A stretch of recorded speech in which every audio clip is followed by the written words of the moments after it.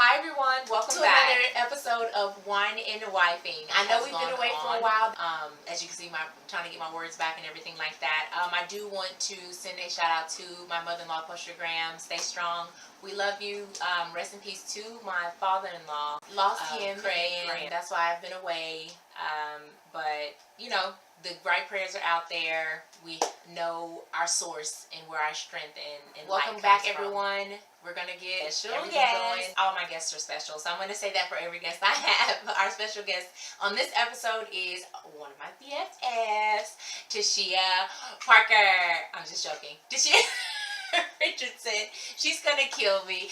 Come on in here, Miss Richardson. Richardson, not Parker. Not Parker. She still has Parker in her phone. Who changes those things? I mean, really, I know you're Richardson, but let's get right into this. Our wine today is Val de Safran. Works for me. Bam. I don't even know. It says, pronounce that. Rodeo. There you go. Mystery flavor. So let's check this out. This is a mystery flavor white wine. If these are Spanish or French or words that are in another language, please feel free to comment below what they say. This is our wine for today. What's it called? And in case you guys were wondering, yes, I got a new hair color. Bam. Loving it. At the end of this video, we tried to record this video how long ago? At least like a month or two ago. Yeah. And it wasn't even tried. We were successful at recording this video. However, the footage disappeared. Like half of the middle part of the footage just disappeared. We had a live studio audience and everything. At the end of this video, I'm going to put clips of that video up. We had so much fun. We had a blast. The ladies were here. We were all hanging out. Perfect girls' night. I'm telling you. It was freaking awesome. Success. We had so much fun and it was freaking awesome. But the rest of the footage just disappeared. Oh, I'm so sad. Who was that? Me. So we'll still try to make this fun. First question. Well, hi friend. Welcome back to the channel. Welcome back to the board. Welcome back. Welcome back. Just welcome back. Just welcome. It's kind of been a while. I mean, we see each other, but we've seen each other at games, so it's not the same. Right. It's like I said, there's been a lot going on. We have not been connecting and kindling the way we want to. Oh, by the way, for this to be, I don't know name brand wine. I think it's pretty tasty. It's pretty good. Like it has a kind of like bitter tang to it when you first drink it, but it's flavorful. Smooth. To me, it's smooth and flavorful. Could be that I haven't had a glass of wine in a long time, but it's not like this is so sweet or good like a juice I want to drink it. No, like I'm sensing hints and notes of, like she said, bitterness, sweetness, this, that.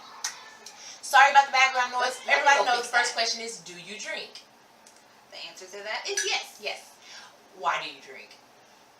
I can socially drink. I can stress drink. I can drink just to try something different. It's not like I have to drink. Right. Not that kind of person, but I just like to. I enjoy a glass of wine. I enjoy a shot of vodka. I mean, all ends of the spectrum. She drinks because she chooses. What are your thoughts on marriage?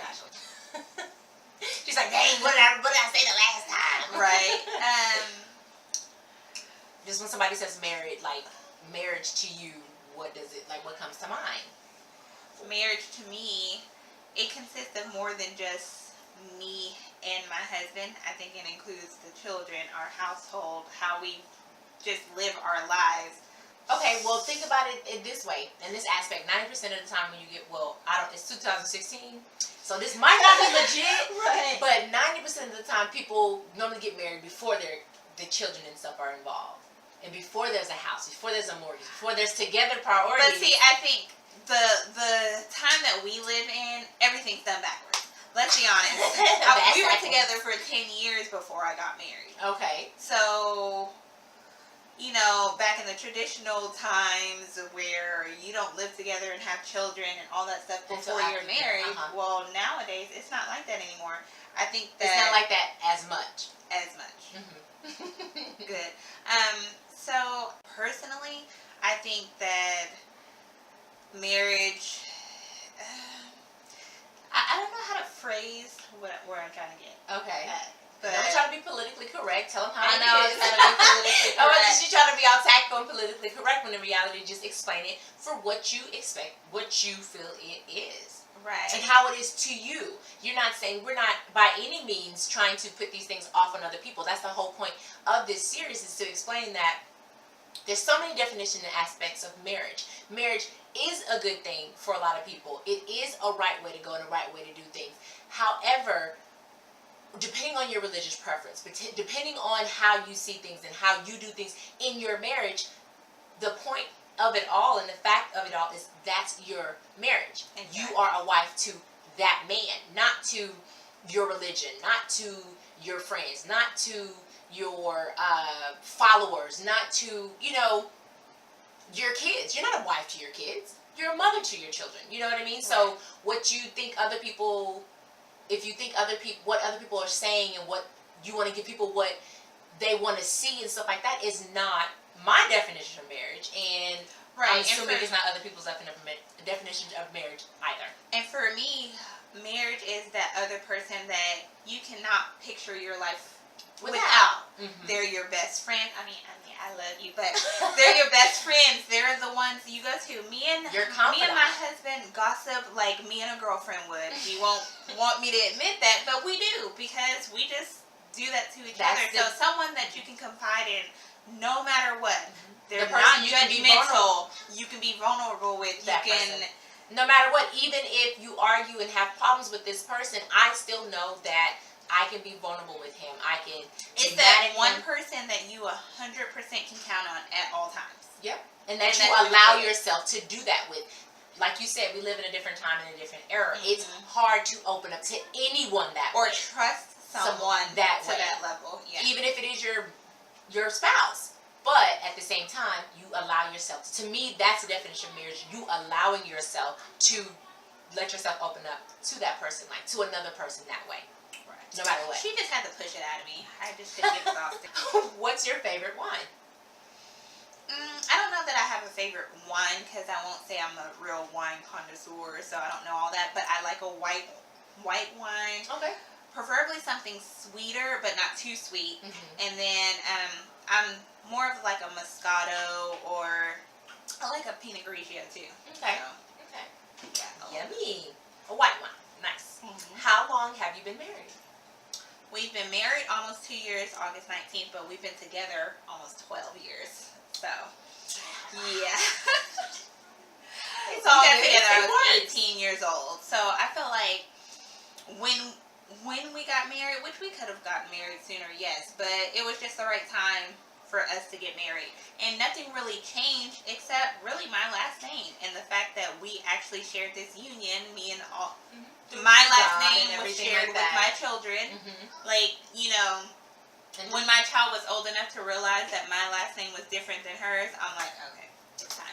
Depending on what your religious preference is I believe that things do change and get a little different once you actually marry someone, because now God has his tithes on it. Mm-hmm. So there's different things that he's going to throw your way, have y'all involved with, in different ways that he'll bless you when you make that union and covenant with him, which is my opinion.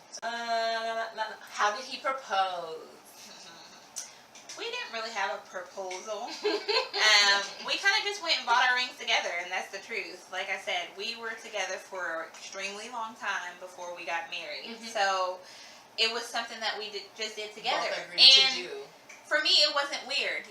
Some people might think that's like the weirdest thing ever, but for us, it was just like, okay, well, we're about to go get married. Let's go find rings. Like, it was a proposal. It was a mutual proposal. Let's just say that. So, it's like, oh, I want to marry you. I want to marry you too. All right, let's go.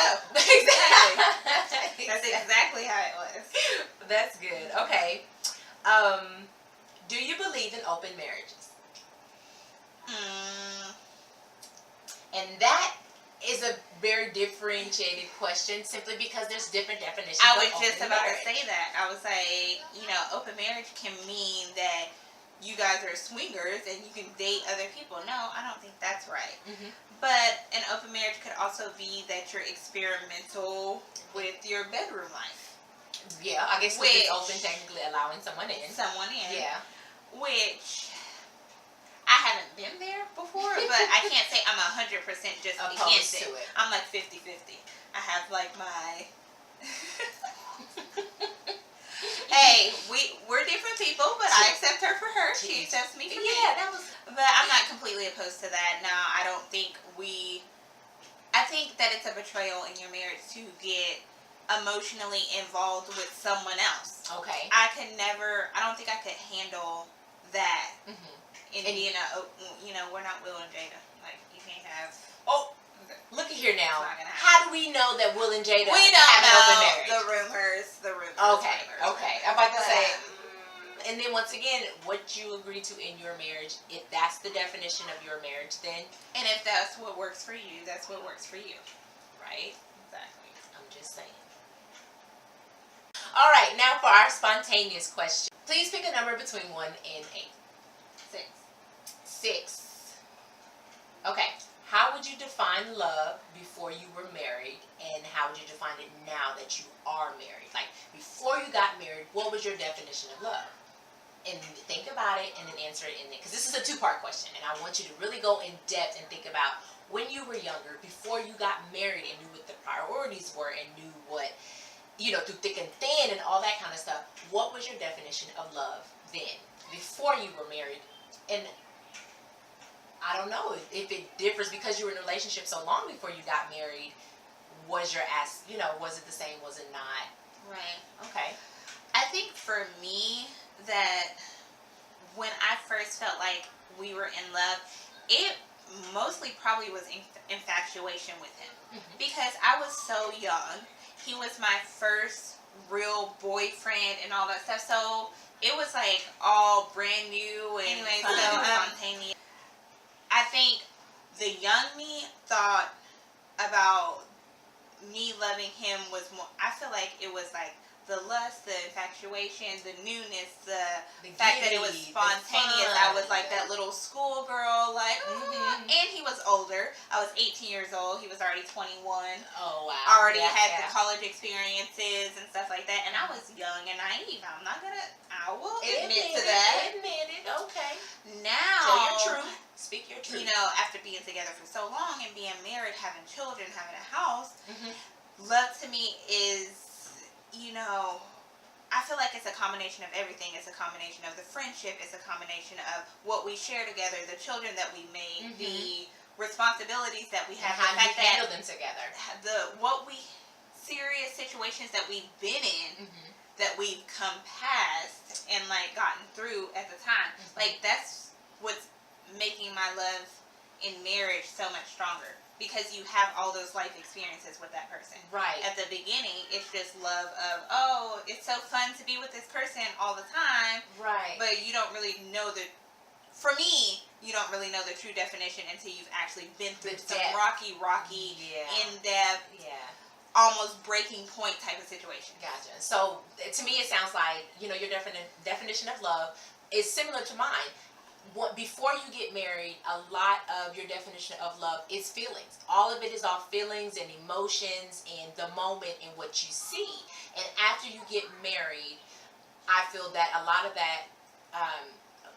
of the definition of love is not about feelings. It's about your mind. It's about your heart, not your emotions, but your actual heart, your actual mind, the compromise, the growth, the development, the trust, all that kind of stuff. You know what I mean? To me, that's the difference between love, my love when I first met him, and then the love afterwards that I have for him now.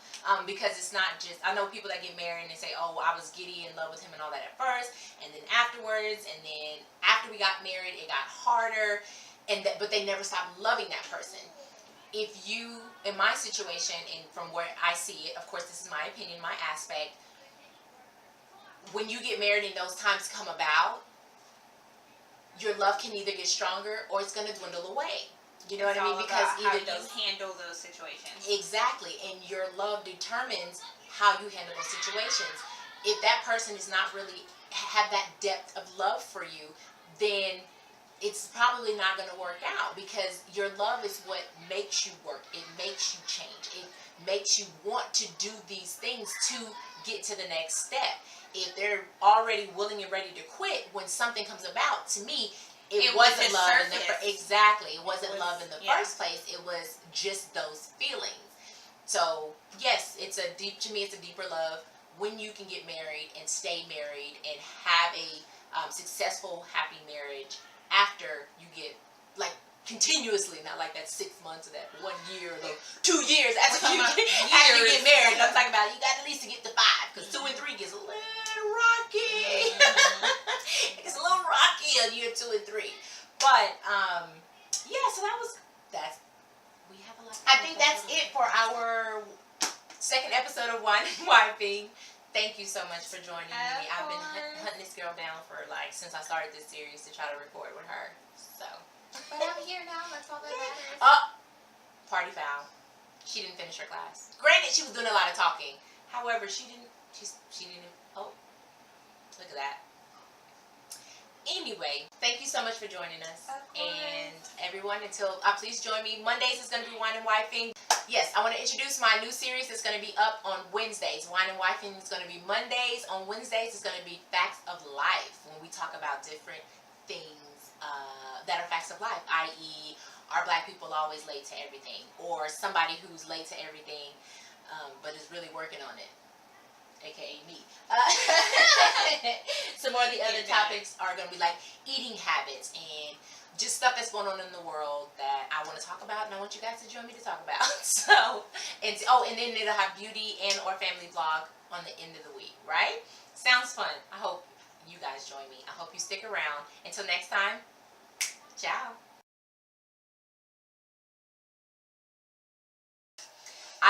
Is that like Spanish for Chardonnay or something? Like, really? I'm sure I bought it because it's 13.5 proof. So, I'm sure I bought it. Okay. Moving on. Right. We're about to film this video. So, what up, Apex? Rods, rubbers? Protective rubber rod or something? I don't know. Kenny said hi. Oh, because he was getting his tires changed. I know. Everybody knows. It was live on Facebook. Oh, and we have another special guest, Spider-Man. Spider-Man. It was kind of blank back there. I had to put something there, so my baby wanted to put Spider-Man. The last time. It just flashed. Okay. Oh, good. You mean last time, like when we were... Maybe, but I recall looking at it and seeing the blinking light. But I was really, really under the influence. You said that so serious. Because it's so true. It is so true.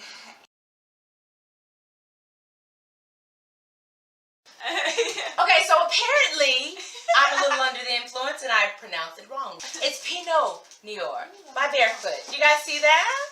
We have a studio audience with us today, so they're probably going to correct me quite a bit. Yay! Now that we've got our glasses, and of course if you do like wine or you do drink, the objective is to at least finish one glass throughout this episode. At least one glass. Yeah, let's not go to, Madonna, but we're going to stay. But if you finish the bottle, that's okay too. Oh.